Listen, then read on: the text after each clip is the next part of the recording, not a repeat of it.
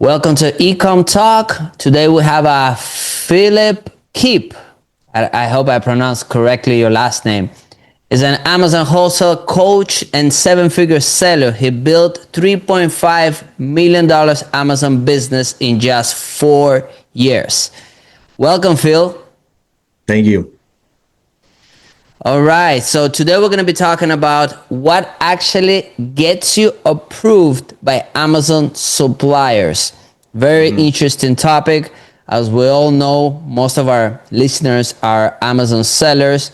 It's being harder and harder to get approved by suppliers or get ungated, better say, for new products or new brands that anyone want to sell. But before, Phil, give me your little story, like where you from, how you get to Amazon, and then we dive into the topic. Perfect. So I've been doing it for about 4 years, like you said. When I got into Amazon, I had a construction background. So I was in drywall for 7 years. I was a union drywall taper. So I was the guy smearing mud on the walls, making them flat, and did that for 7 years. I have two daughters. I was a single dad at the time, and I was making decent money, but it's not like I was just working my 8 hours, right? Because I'd have side jobs after that. I was working weekends, so 14-hour days during the week, a lot of times 8, 10, 12-hour days on the weekends. And, I was missing out on my daughters, and it was just really tough on me, and I needed to find a way out because I was capped out. I wasn't able to make any more money unless I started my own thing or did something else, and I was just kind of done with construction, honestly. And I've been hearing about Amazon, seeing people online going around scanning stuff, and so I got into it. I started doing arbitrage. Now, this was back when Amazon's changed, even in just the 4 years that I've been on it. They're very, very strict. So like I like this topic because it can really help a lot of people that are looking to get in the business, making sure they're not going to bad suppliers, which I think is almost more important, like how to avoid bad suppliers. But started doing retail arbitrage. I did pretty good, did about 100 grand within 90 days and kind of just went crazy. Got to about like 50, 75 grand a month, and it started getting messy with arbitrage. It was manageable, but like, man, I was taking my kids to Dollar Tree and Walmart to pick up products, and it wasn't scalable the way I wanted to scale. There's people making massive amounts of money in arbitrage, God bless them, but like I feel like that's more of the hustle mode. And I wanted to kind of pivot to a boss kind of mode, and that's where I was doing arbitrage, and I would start developing relationships with like the managers at Walmart or the managers at the stores I was going to, and kind of figuring out when their shipments were coming in and things like that. And I actually had Walmart was allowing me to place bulk shipments with them whenever they got their trucks delivered. I was able to get pallets delivered as well, which was pretty cool. But it's like, I'm just doing wholesale, right? That's all I'm doing here. And, I decided to pivot, and, it kind of started going real crazy. That's when the game really changed. I wasn't chasing products over and over again. I wasn't buying anything on discount or clearance. I had my store shut down whenever I was doing arbitrage too. And that was a huge eye opener, because it was when Amazon was my full-time income. I had already quit doing drywall. And it really to knock the wind out of me. I had a huge shipment I was getting ready to send in. I get into work. It was right before meltable season was over, so I was sending in all my meltable stuff, and open my computer. Your account's been deactivated, and and so I luckily I've got a kind of like a wizard when it comes to account health. He's reactivated thousands of accounts. He's been working with me for about 3 years now, but he was able to get my account reinstated. But it really just, that too put things into perspective for me. Like, Amazon can come in and just like knock you down without you doing anything. And if you don't have your ducks in a row, if you're lucky to get it back up. And if you do, it's going to take you a long time. I was down like 4 months. So Your account was shut down for 4 months. Mhm. Wow. Yeah. And, I started getting on Walmart a little bit at the time, eBay, Poshmark, Etsy, because like I didn't want to go back to doing drywall because I felt like that was a step backwards, and that's a little bit of me being stubborn, right? But it was it was a learning experience, It made me it, but yeah, I was shut down for 4 months, got back up, and when it got back up, I switched everything. I was like, I'm not risking this again, like because my exit plan is to sell my Amazon business one day, so I want to grow it to multiple eight figures, high eight figures, and sell it, if not nine figures. And so that's where wholesale just made a lot of sense. And also, like I said, the repeatable inventory. So got into wholesale, and yeah, like you said, I've done nearly 4 million in the last 4 years, and I got a warehouse out in the St. Louis area. I run a prep service as well now for my students mainly, just because it does take up quite a bit of space.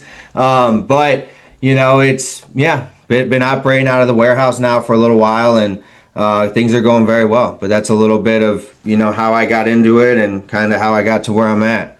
Very interesting. Very interesting.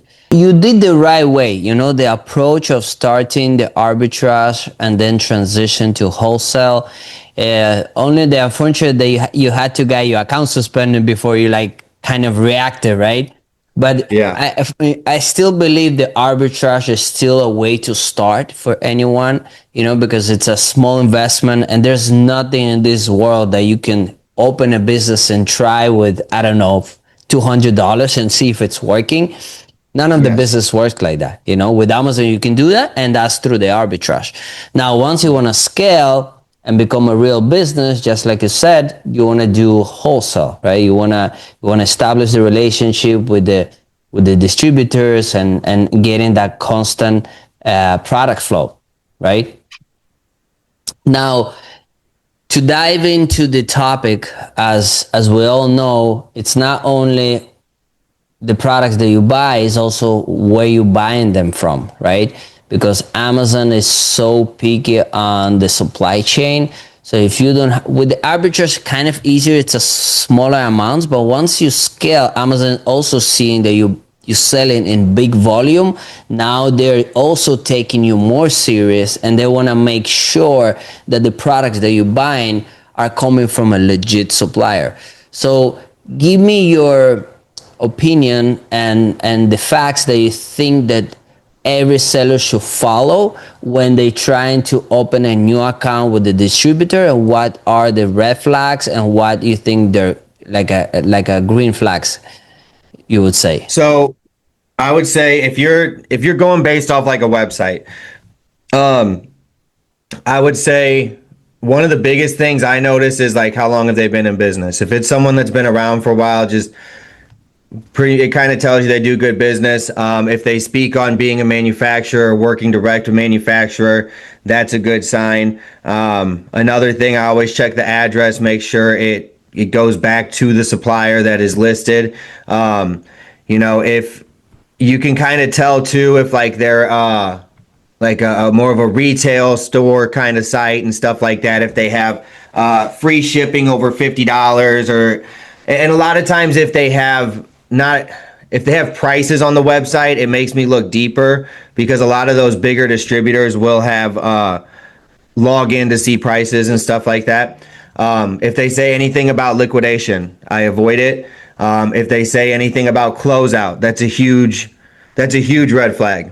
Now, I will say I do have some suppliers that will have stuff that they're trying to move and kind of call it closeout. So I would just mark it if I'm going to like call the supplier.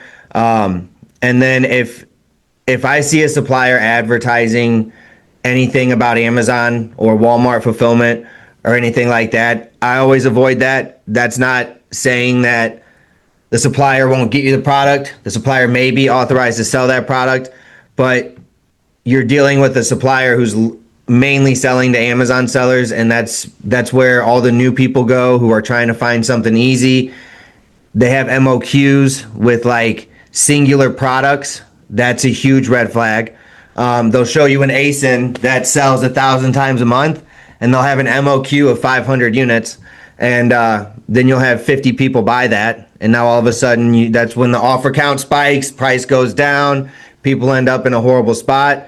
I've had students come to me who have had their store shut down when they come to me because they had a supplier like that sent the wrong products into Amazon, and then the invoicing wouldn't work. And to your point, making sure they buy direct from manufacturer. You can't necessarily go to a supplier right out the gate and be like, I need to know that you're going to be able to get me a letter of authorization if, blah, blah. They'll kind of tell you to get lost. You know what I mean? So, but you can always, I like to say, word it in a way where you're kind of like, hey man, I've had some issues with liquidators and stuff in the past, and in order to kind of just protect my end customer, I was, do you guys buy direct from manufacturer? Is that something you guys do? And that kind of will give you an idea of that as well. Another big thing you can do that I tell a lot of people to do is like go to Google or ChatGPT, look up the top 10 manufacturers in each category you're wanting to go in,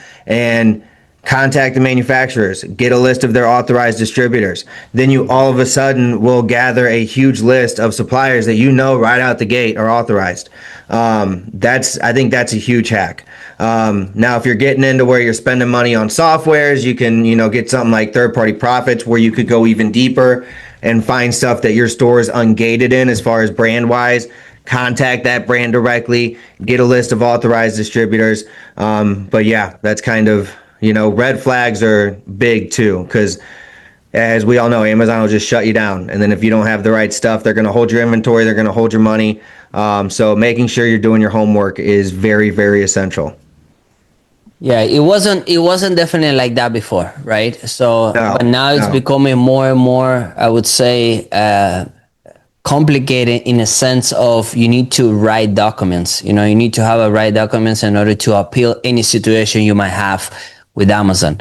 Now, as far as categories, I know you mentioned it's that you look of those. What type of categories you think are better or worst on Amazon as far as finding the suppliers and working with Amazon? So I think that might have to do with like what level you're at too.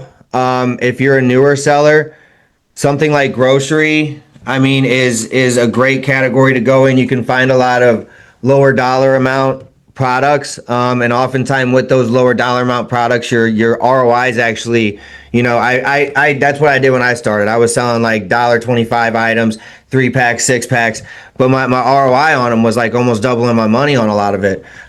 So grocery is always good, plus low return. It's stuff people are buying and consuming.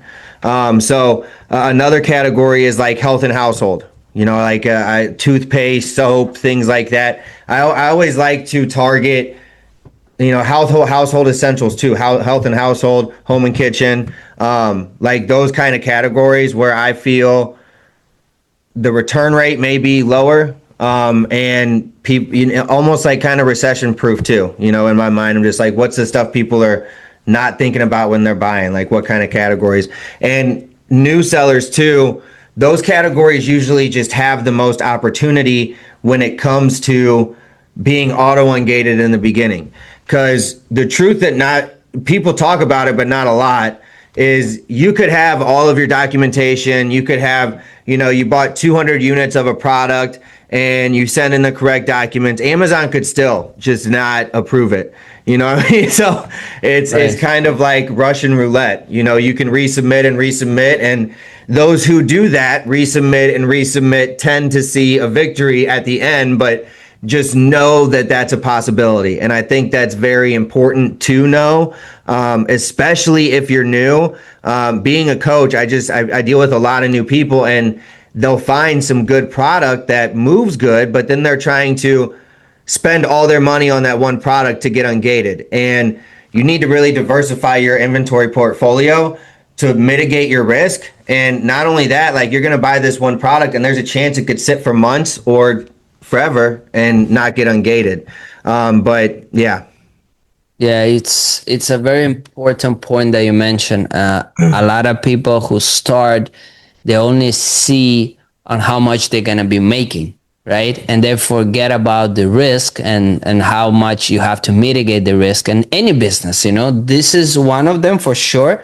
But any business, when you make any decisions, you need to make sure you have a calculated risk. You don't want to lose everything just because you're gonna make X amount of money, right? Exactly. That's what happens a lot with Amazon sellers. In your opinion, with a lot of beginners, what's the main mistakes they make when they're trying to reach those suppliers, the good suppliers? Um, so here's another thing I'll say, like, and people will see this and immediately get deterred. If somebody says we don't work with Amazon sellers or we don't work with e-commerce sellers, that's a green flag to me. And I want to expand on that a little bit because that could be a little counterproductive thinking, but I have very large suppliers that specifically do not sell to e-commerce sellers, and they've come to my warehouse and asked me about how this business works because they're so intrigued by it because of the volume I can move, and I'm a consistent customer. And there's this stigma with suppliers when it comes to e-commerce sellers for, I think it's the people who want to get into the business.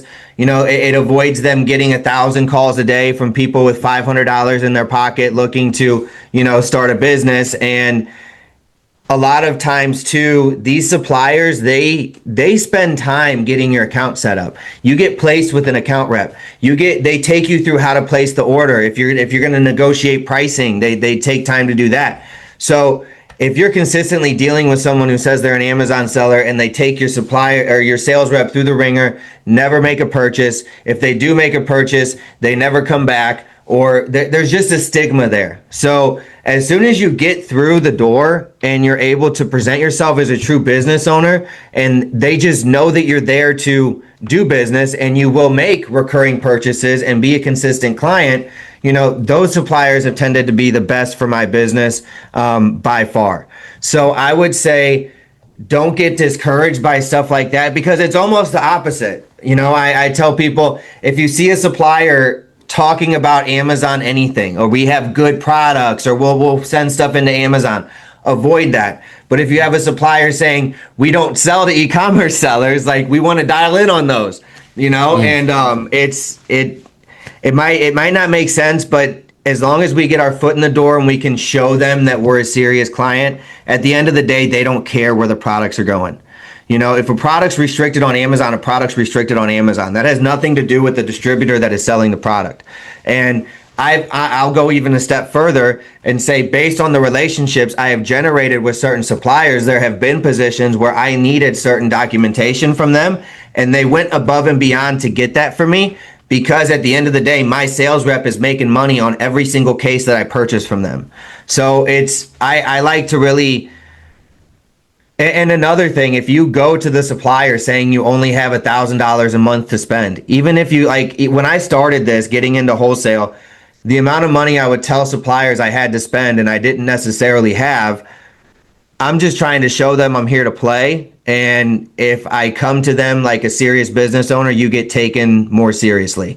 You kind of get put into two different buckets, I say, whenever you get with a supplier. Either someone that they just kind of, they'll throw a sheet at you, or general pricing, and it's just like, you'll place $1,000 purchase order here and there, or someone that they see continually coming back, adding more to their purchase orders, restocking the same inventory. I even have suppliers that they don't carry certain items on their website, but I know that they buy from the manufacturer or the brand, and I will tell them, hey, I can move X amount of cases of this a month, and they will stock that item for me specifically. So, just leveraging yourself and not being afraid. People are afraid to pick up the phone. Emails are great. I tell all my guys, I actually have a lot of people start out with virtual assistants to help with email outreach, to kind of bring in suppliers, set phone call appointments, but all those phone calls need to be made by the business owner. Anytime you are talking to your supplier, because that, I don't know, it's just, you get that personal connection, and it can really just take things to the next level. So don't be afraid to pick up the phone and call. Don't be afraid to spend money because that's part of the business. We help students get business funding as well. I got a student of mine. He's brand new. He just spent 50 grand in March, and he's like, people. I don't think people realize that either. Is if you're wanting to if you're wanting to run a big Amazon business doing 6 figures a month, that costs money.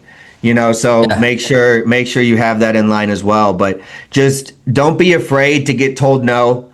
Don't be afraid of anything like that, because I think that holds people back a lot. Like, what if I sound stupid? What if I don't know what to say?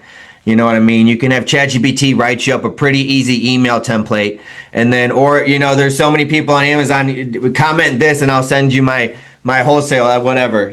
So find an email template, send it out, get on the phone, dial, and yeah, just do your due diligence to make sure it is a good supplier. But it can really change the game.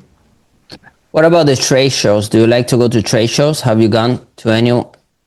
I've gone to a couple. That's something like this year I'm really wanting to beef up. It's that can be amazing as well. That can change the game dramatically. Like, I just had a student, she went to ASD and I helped prep her for it. Picked up 13 big suppliers with sheets, already placing purchase orders with them, and she's a brand new seller. So I've gone to trade shows. I haven't gone to like an ASD or anything. I've had suppliers invite me to trade shows. Like, I just had one of my local suppliers. They had a European import show, and there was like 40 or 50 different vendors there. Met a lot of really cool people, and meeting someone in person just it's another level, even on top of a phone call. It's all of a sudden like, oh, you're buddy with them. So like it every time I meet somebody in person and I get a price sheet from them, I swear to God, don't pay attention to that price. You just let me know what you can move and we'll talk about it. Now I say that, and are you going to get some ridiculous pricing that doesn't make sense for your supplier? No. You know what I mean? But like, you can that it opens the door for negotiations quicker, and you put a face to your business. Having business cards if you go to a trade show is huge. The first one I went to, I didn't have anything, and everybody's asking me, and it's embarrassing because you don't have a business card to hand out. So I would say that hand out a business card. If you're going to a trade show, if you can, get a list of the vendors beforehand. If it's a bunch of brands that are there, run them through Smart Scout, do a diagnostic on, try to target it, because if you're going somewhere and there's hundreds of brands, or whatever the case may be, you're not going to be able to talk to all of them, and definitely not strategically. So getting a list of all the vendors or brands, running it through Smart Scout, doing your due diligence, seeing which ones would be, the most lucrative for you to spend your time trying to talk to. And honestly, another point to that for new sellers, especially, that means don't target brands that are doing an extremely large amount of revenue every month, because you're going to want someone, like, target someone doing 15 to 75,000 a month. You know what I mean? Someone that's smaller, willing to work with someone. That's if you're wanting to go brand direct, possibly brand exclusive in the future. Can you find bigger brands that you can get a brand direct with? Yes, but then you run the risk of, once they start tightening down how many sellers they're allowing on there, are you going to make the cut? But again, it's for newer sellers. Don't go trying to reach out to these huge brands right out the gate, trying to get a deal with them, because also on top of that, the amount of money you would have to spend with a large brand to get a discount is insane. Like, just for instance, a brand like Colgate, I think, or Crest, one of the two, has a $500,000 MOQ. So just kind of understand that too going into it. The smaller brands are really where you can make your bread and butter and brand direct. Totally agree. Let me ask you a little bit personal question. How did your mindset evolve as your business started to grow? That's a that's a great question. When I started doing Amazon, I was very much not a business owner in a mindset stance at all. I had zero tech skills, like, at all. Didn't know how to use a laptop. Had no idea the type of problems I would get myself into. But my determination to not quit and going into it with the mindset of I have that vision of what I want. And I think that's so important. Like, and I don't mean just like thinking about it. I mean going there in your mind and seeing it and really envisioning it and understanding to get to that, you're going to have to go through a bunch of crap that's not really going to be that fun, you know? And so going through that made it going through it with that mindset made it a lot easier. A quote that really helped me out was success is the progressive realization of a worthy ideal. The moment that you figure out what you want to do and you start taking action towards it, that's the moment you truly become successful. And then the results of simply becoming that person is the money, is whatever it is, whatever it is. But that was very important to me, and understanding that problem solving is a very, very, very big part of being an entrepreneur. The amount of fires that I Constantly put resolving problems. constantly, and Yeah. you know, it's like my business, I have a handful of problems going on, and I have all these students where I do one-on-one coaching as well too. I'm very involved with every one of my clients that do one-on-one, and I'm helping them put out fires, and it's like, but I've gone through enough of them, I guess you could say, to where I understand what comes at the other side of it. You know, a lot of times on the other end of a fire, you find out some way or something to implement in your business that can completely change the game.